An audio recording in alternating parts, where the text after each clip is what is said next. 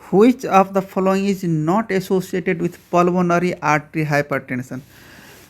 कौन सा है जो पल्मोनरी आर्टरी हाइपरटेंशन के साथ एसोसिएटेड नहीं होता है? तो सबसे पहले नॉर्मल पल्मोनरी आर्टरी प्रेशर कितना होता है? Artery pressure 25 mmHg। वहीं पे पूछेगा मीन पल्मोनरी आर्टरी प्रेशर कितना होता है? मीन पल्मोनरी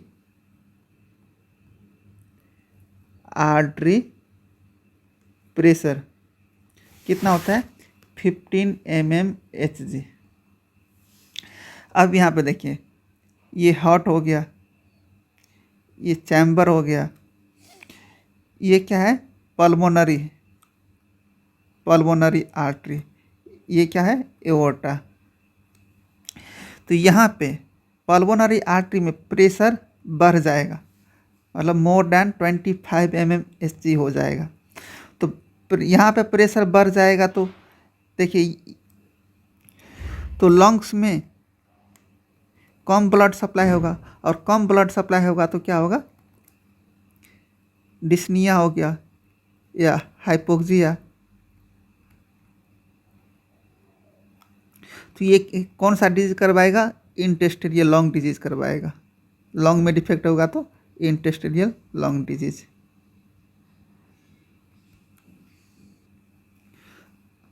और पल्मोनरी एडिमा करवाएगा, पल्मोनरी एडिमा। यहाँ पे प्रेशर बढ़ गया तो यहाँ पे ब्लड ज़्यादा हो जाएगा, तो क्या हो जाएगा? Right heart failure. Right heart failure होगा तो कोर पल्मोनली डेवलप होगा, कोर पल्मोनली डेवलप होगा। और देखिए पल्मोनरी एडिमा होगा तो यहाँ पे देखिए लेफ्ट वेंट्रिकल, यहाँ देखिए पल्मोनरी एडिमा डेवलप हुआ। पल्मोनरी एडिमा डेवलप क्या है? Hypoxia, and hypoxia lead to the mitral stenosis का फीचर है। यहाँ पे कोर पल्मोनल किस में देखा रहता है? सीओपीडी में भी देखा रहता है। COPD associated with right heart failure में कोर पल्मोनल दिखाई देता है। राइट हार्ट फेलियर हुआ तो क्या हुआ? फंक्शनल, यहाँ पे देखिए ट्राइकस रिग्रुगेशन होगा। और फंक्शनल ट्राइकस रिग्रुगेशन में कौन सा मर्मर दिखाई देता है? पैनसिस्टोलिक मर्मर।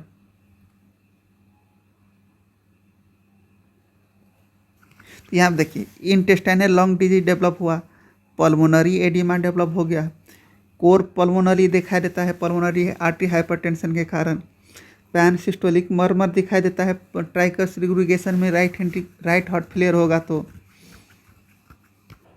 और पल्मोनरी आर्टरी हाइपरटेंशन होगा तो लॉर्ड P2 हार्ट साउंड दिखाई देगा। तो यहाँ पे ऑप्शन में देखिए intestinal lung disease, mitral stenosis, cor pulmonary associated रहता है पल्मोनरी आर्टरी हाइपरटेंशन के साथ। लेफ्ट वेंट्रिकुलर हाइपरट्रोफी एसोसिएटेड नहीं रहता है पल्मोनरी हाइपरटेंशन के साथ। तो आंसर कौन सा हुआ? बी, क्योंकि नो बोला है। Next, a patient present with the pedal edema with water hammer pulse, what is the diagnosis? तो आप देखिए वाटर हैमर पल्स जो है ये किस में देखा देता है? कार्डियक फेलियर में, कार्डियक फेलियर। और कॉज कौन सा करता है? Cause wet beriberi disease. And देखिए कार्डियक फेलियर में कौन सा एडिमा डेवलप होता है? पेडल एडिमा और पेरियोर्बिटल एडिमा।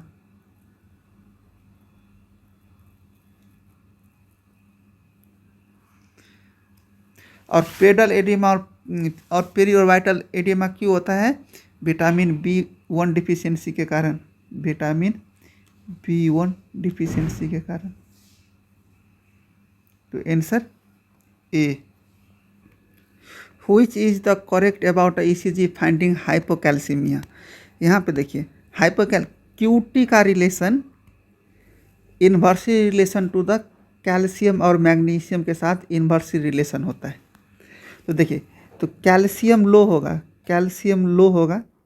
तो क्यूटी प्रोलोंगेशन होगा, कैल्शियम हाई रहेगा तो क्यूटी शॉर्टनिंग होगा। वहीं पे मैग्नीशियम लो होगा तो क्यूटी प्रोलोंगेशन, मैग्नीशियम हाई रहेगा तो क्यूटी शॉर्टिंग। तो आंसर कौन सा हुआ? A. Which of the preferred bypass graft use the CABG internal memory artery? Internal memory artery जो प्रीफर्ड बाईपास ग्राफ्ट सर्जरी में यूज करता है। Wide fix split S2 sound seen in, यहाँ पे देखिए जो S2 साउंड है सबसे पहले ये नैरो होता है और वाइड होता है, नैरो और वाइड। नैरो में कौन कौन सा हार्ट साउंड पड़ता है? Left ventricular failure, left bundle branch block और एओर्टिक स्टेनोसिस। वाइड में दो होता है, वेरिएबल और फिक्स्ड। मैंने फिक्स स्प्लिट साउंड में हद निमोनिक्स बोले थे पहले के वीडियो में, तो यच से क्या हो गया? Holt Oram syndrome, Holt Oram syndrome. A से ASD, डी से क्या हो गया? Down syndrome. और देखिए वेरिएबल S2 साउंड में कौन क्या क्या पड़ता है? VSD ventral septal defect, right bundle branch block और मिट्रल रिग्रुगेशन। तो आंसर कौन सा हुआ? Atrial septal defect. Which of the earliest change in the ECG in case of the hyperkalaemia? Hyperkalaemia के ECG के बारे में हम पहले डिस्कस कर चुके हैं। टॉल टेंटेड टी वेव किस में देखा रहता है? हाइपरकैलेमिया। टी वेव इन्वर्सन किस में देखा रहता है? Unstable angina, unstable angina. उसके बाद हाइपोकैलेमिया, उसके बाद मायोकार्डियल इन्फेक्शन। तो आंसर कौन सा हुआ? A. Which is the incorrect about ECG shown? ECG में देखिए ECG ये क्या हुआ? P वेव, QRS कॉम्प्लेक्स और T वेव। ये क्या है? P wave. ये हो गया QRS, यहाँ से यहाँ तक। तो देखिए QRS का 0.1 सेकेंड रहता है, P वेव का 0.11 सेकेंड। और देखिए QRS यहाँ से P से R तक का, P से R तक का कितना रहता है? 0.1222 सेकेंड। तो यहाँ पे देखिए P कितना हो गया? 0.11 सेकेंड, QRS 0.1 सेकेंड, PR कितना हो गया? 0.122 02.0 सेकेंड।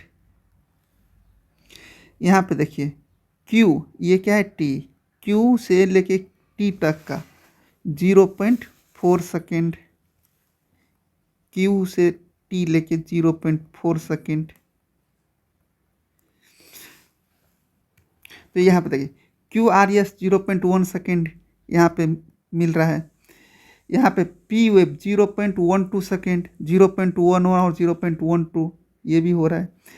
PR 0.122 सेकेंड उसके बीच में है, तो ये भी करेक्ट है। QT 0.4 सेकेंड होगा, 0.044 नहीं। तो answer A. The ECG finding shown below in the due to which of the following drug? तो यहाँ पे देखिए V3 में ये क्या टी इन्वर्सन है, और टी इन्वर्सन किस में दिखाई देता है, हाइपोकैलिमिया में।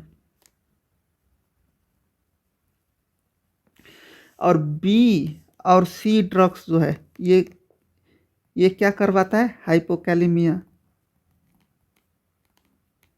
हाइपोकैलिमिया में क्या होता है, एसटी एलिवेशन और टी वेव टॉल, मतलब टॉल टेंटेड टी वेव। तो डायूरेटिस क्या करवाता है, हाइपोकैलिमिया, हाइपोकैलिमिया।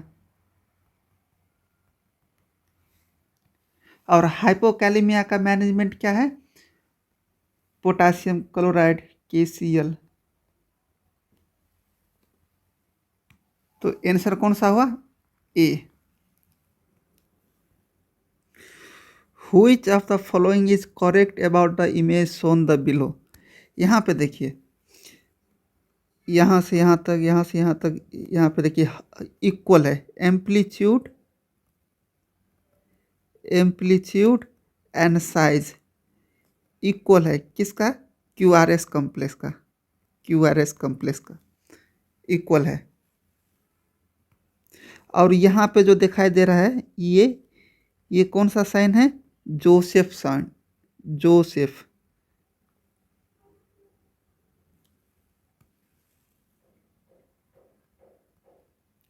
Joseph sign.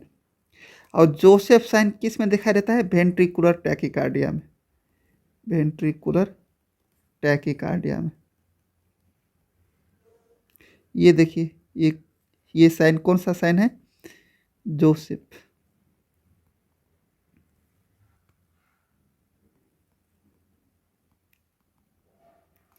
अब देखिए QRS complex amplitude and size equal रहेगा, तो ये हो गया वेंट्रिकुलर टैकीकार्डिया। वहीं पे QRS complex amplitude and size variable रहेगा, जैसे ऐसे ऐसे ऐसे ऐसे ऐसे QRS कॉम्प्लेक्स रहेगा, तो ये क्या हो गया, टोर्सिडीज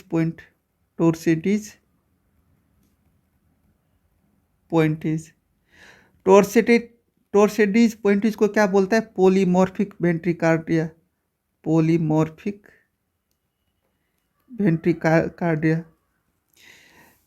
और जो वेंट्रिकुलर टैकीकार्डिया है इसमें देखिए इक्वल है और इक्वल साइज और एम्पलीट्यूड है, तो उसको क्या बोलता है, मोनोमॉर्फिक वेंट्रिकुलर टैकीकार्डिया। तो यहाँ पे आंसर कौन सा हुआ, D. During CPR when is vasopressin given. देखिए CPR में वैसोपेरिसिन का कोई रोल नहीं होता है, वैसोपेरिसिन का कोई रोल, इपिनेफ्रिन का रोल होता है, epinephrine.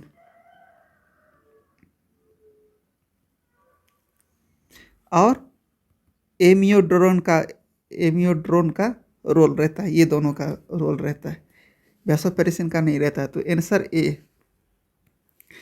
Which anti-arrhythmic drug given in the post-resuscitation arrhythmia। post-resuscitation arrhythmia में देखिए सबसे पहले CPR में दो ही ड्रग यूज करता है, इपिनेफ्रिन और एमियोड्रोन।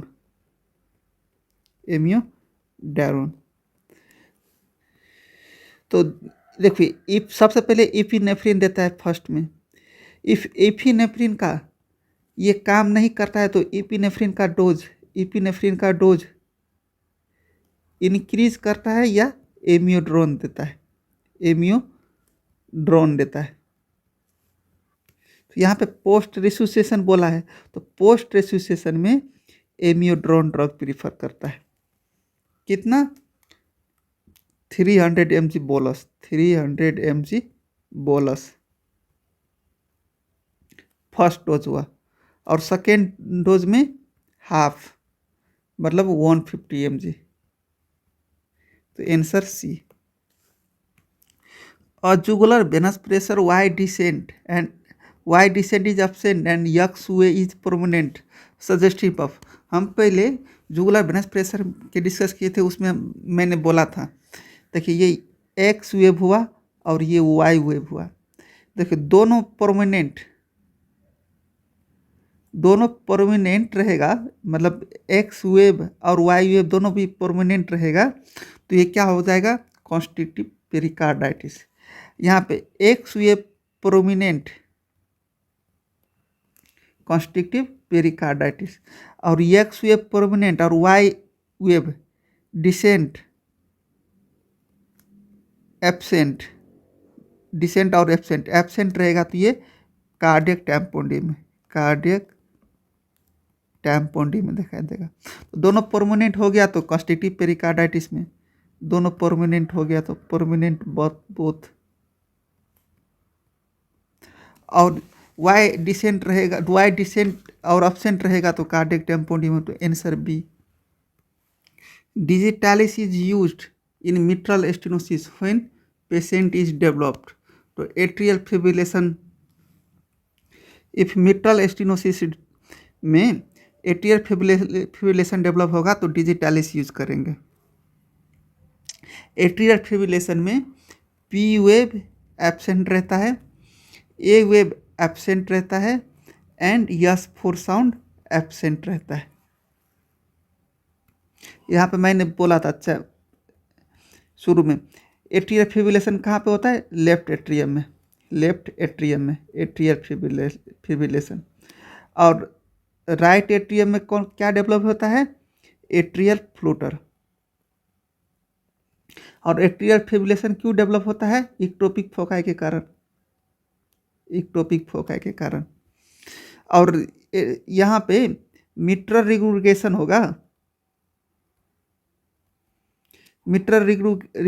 होगा, तो पेशेंट क्या डेवलप करेगा, एट्रियल फिब्रिलेशन। जब एट्रियल फिब्रिलेशन डेवलप करेगा तो क्या होगा, क्या देंगे, डिजिटालिस। तो आंसर ए। और देखिए डिजिटालिस क्या करता है, इंक्रीज लेफ्ट एट्रियल का प्रेशर इंक्रीज करता है और कार्डियक आउटपुट रिड्यूस करता है। तो एट्रियल फिब्रिलेशन कहाँ पे हो रहा है, लेफ्ट एट्रियम में, और लेफ्ट एट्रियल का प्रेशर इंक्रीज करने के लिए और कार्डियक आउटपुट डिक्रीज करने के लिए डिजिटालिस यूज करता है। Murmur here in aortic stenosis, में मैंने बोला था सेकेंड इंटरकोस्टल स्पेस में एओर्टिक और pulmonic, aortic and pulmonic second intercostal space, mitral fifth intercostal space, और ट्राइकस्पिड 4 एंड 5 इंटरकोस्टल स्पेस। तो answer A. In coarctation of aorta, site of rib notching, inferior rib में notch दिखाई देता है coarctation of aorta में। Cardiac marker earliest to rise MI, सबसे पहले देखिए कार्डियो मार्कर सब क्या क्या है। कार्डियो मार्कर में देखिए सबसे पहले हम ट्रोपोनिन, आई और टी के बारे में इन्वॉल्व करेंगे। तो आई से देखिए, ये देखिए स्पेसिफिक और सेंसिटिविटी दोनों में आई है, इसलिए मोस्ट स्पेसिफिक और most sensitivity cardio marker troponin आई है। और देखिए ये 2 लेटर है, तो देखिए 2 × 2 4 आवर में ये राइज होता है। और टी है, टी यहाँ को टी को हम 7 लिख सकते हैं, 7 डेज में ये नॉर्मल हो जाएगा।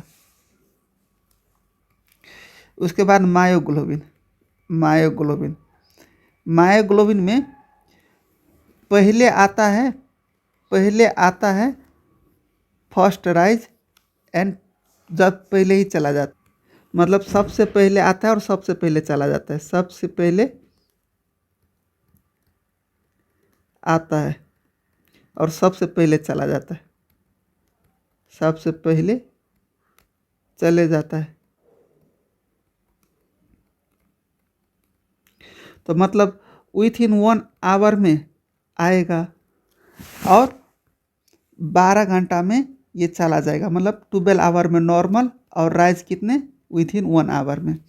तो अर्लीस्ट राइज बोला है तो अर्लीस्ट राइज में क्या होगा मायोग्लोबिन। उसके बाद एलडीएच।